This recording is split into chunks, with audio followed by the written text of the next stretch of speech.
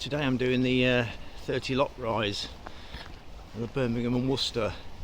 I've done the first 6, now I'm doing the 30 today, so it's early in the morning. Let's see how we get on, shall we?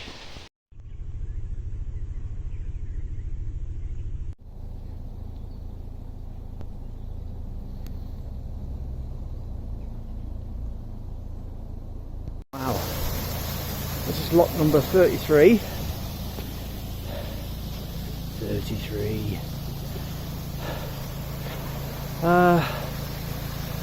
It's lock number 5 or 6. I'm knackered already. Somebody behind me pushing me, look. He's running. There's 2 of them, he's trying to catch me up.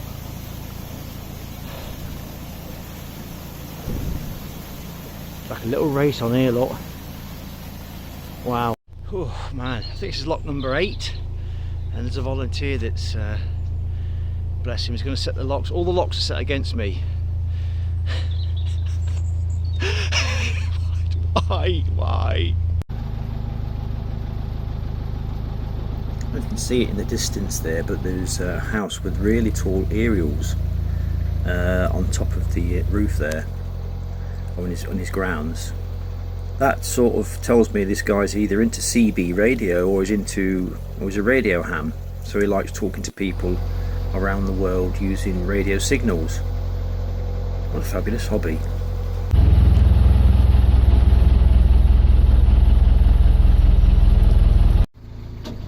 Tardebigge locks is the longest flight of locks in the UK.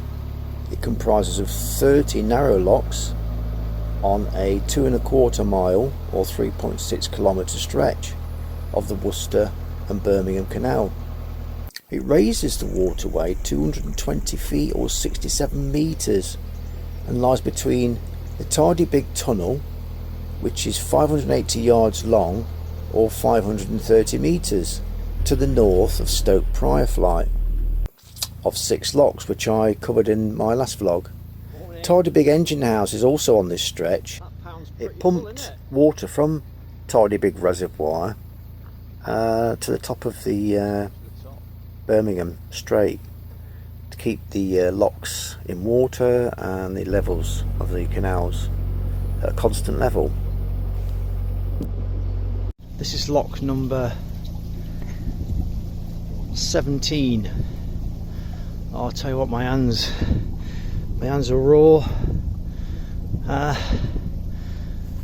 Feeling it now. Just a few more locks to go. He's been a lifesaver, that old chap there.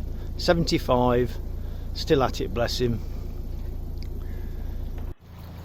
I love these overspill channels because they flow when the pound's too full, and they stop flowing when it's not enough water in it. So the pound above, when that's too full, that'll flow into the next pound, and so it keeps all the levels at the same. Incredible.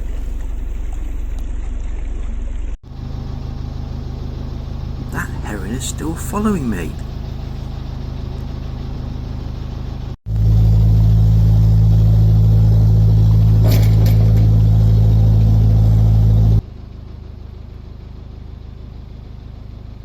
This is the 49th lock since Worcester. And we're still using this 200-year-old technology today. It just shows you the guys with picks and shovels making all this happen. It's unbelievable.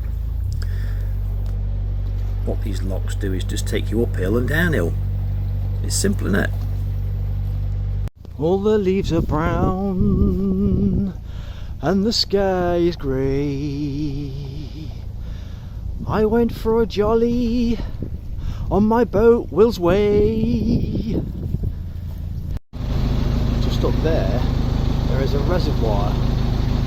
This is bridge number 54, and it's starting to rain quite heavy now. It's supposed to start raining about 2 o'clock. It's now 12 o'clock. Oof, smash up.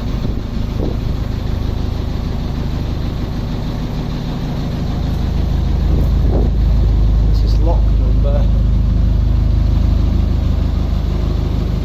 50. You can see there, look. This reservoir supports the canal, but it also supports a lot of wildlife. Come on, let's have a little look. Right. Oh, look at that. Wow.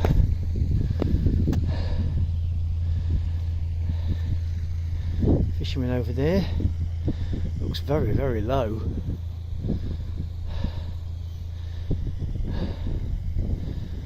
Views up here are becoming more and more stunning, look. Wow, you can see where I've come from down there. God, this is hard, but beautiful. I'm enjoying it. You can see quite clearly how low this reservoir is, can't you? Probably normally up to the top of there. Probably down about, I don't know, 8-10 feet. Wow. Almost to the top.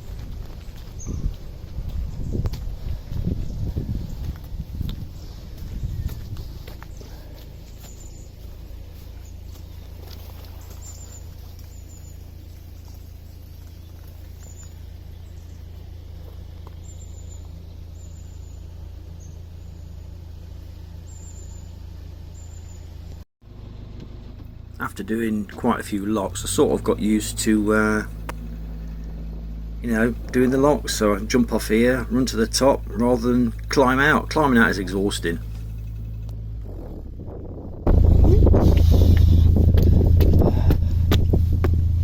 Just drifts in nice and gently, look.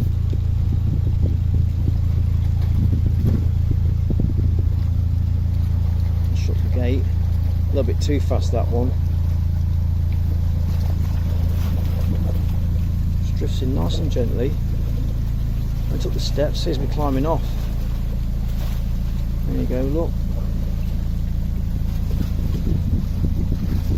Just past that gate.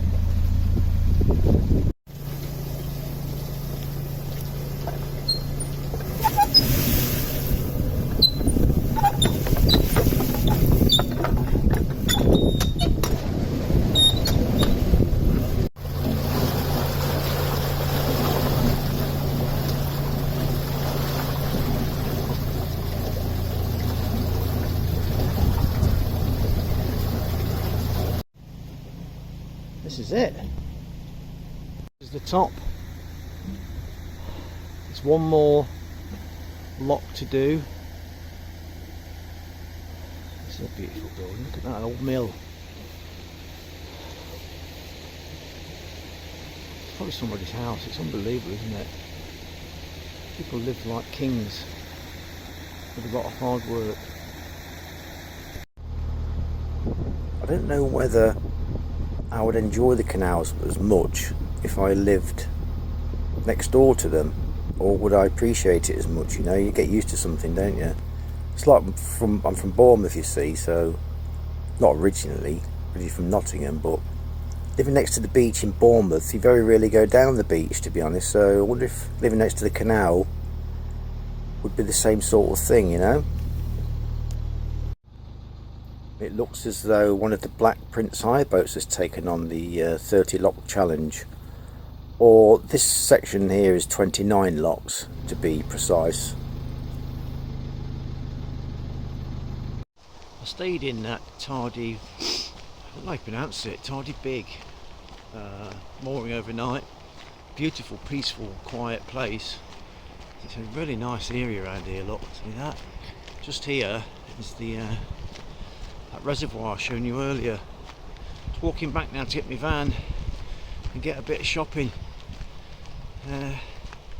Great place. Lovely, absolutely love it. There's the that's the Tardebigge. I don't know how you pronounce it. I'm not going to try. Might insult the name, but this is the next morning after those 29 locks yesterday. I didn't do the 30. You don't want to do the 30 because the 29, the moorings are fantastic. If you go to 30, they're not as good. Above 30, not as quite as near a main road next to the tunnel. So anyway, I'll leave you at that. All right. I've been here for 2 days now. 2 days I've been here. Now it's time to go. Tardebigge it's called, I think. I do love exploring new areas, and this church was just behind the mooring. If you walk up the field, through a gate, you get to this church. Really pretty area. Really enjoyed it. This was interesting. It's a storm damaged tree. Interesting structure, I thought. There's a little museum, but it's outside, and you can go in it anytime you like, just to show you that the tunnel was used as to pull people through. They used a steam tugboat, and there's a picture of the canal many years ago with the steam tugboat outside, just showing the length of the tunnel there. Look, 530 meters, and there's the entrance to it. And in the next vlog you see me going through that tunnel. This house on the outskirts, just over the bridge there, I thought was abandoned, but it wasn't. It was being made into flats. This pub, I'm not sure if it's there or not, but I've just put it in anyway. And there's the pump house on the right hand side, which used to pump water up from the reservoir. This is that tugboat I was talking about, where they pulled people through using this boat here. There's a little grounds with all these information for you. There's a spinny thing there with people talking on it. Really interesting place to go. Beautiful views. It's just becoming wintry now. Look, the leaves are falling. It's getting colder, but it's still really lovely. And I advise anybody to do that Tardebigge flight. Please join me again next week as you get towards Birmingham and go through that tunnel. Thanks for watching.